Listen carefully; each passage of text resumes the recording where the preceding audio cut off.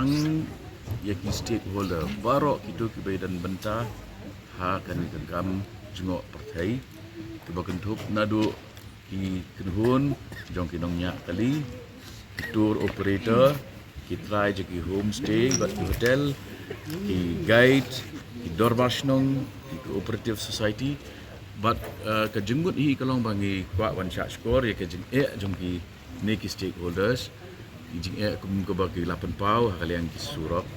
power supply ke internet connectivity but kebangipan but naki kalong ba ngidon kam bakin wan ha kawai kesatri ha kawai kerensan kajing kejongi kalong ba ki bun palat ki association tang ki association jong ki nong nya kaliru kila bun lupa ki wei ki bakren syarmi ngi ki bakren syasabni tinggi don kam ya kawai ka apex body ka ban represent ya borok kini ki stakeholders kenang ba kajing kren jong ni kum ka sarkar bat ki kan long kolong structured kalong basuk kan ni laikran ya se ya kawai kamat ni pendap ya kamat bat katu gede ke kepala endorse da borok tin rela dangi kren sispat li ki seng kagamut kesnam alai lakalai kirang ya mengi kajing kren kata gede idea kata itu enggak jadi dai flux dengan ini ada begitu cuma kau yang tulis Indonesia itu kadang tu di wei kemat ikran ni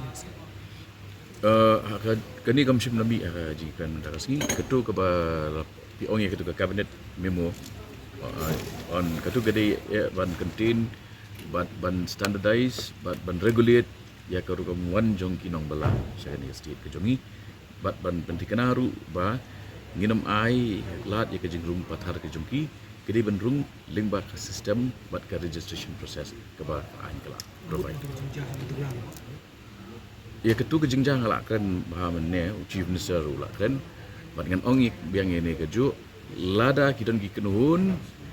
ki bas ngau bakadon ke ba kimia hab bat ke ai ke ba sarkar ni ke department kan le kale ai bikin wan shangi amda ka ba ki kalau kita maki arthau menit kata ya ke liangja daki bun benai di kibru jom. Mah.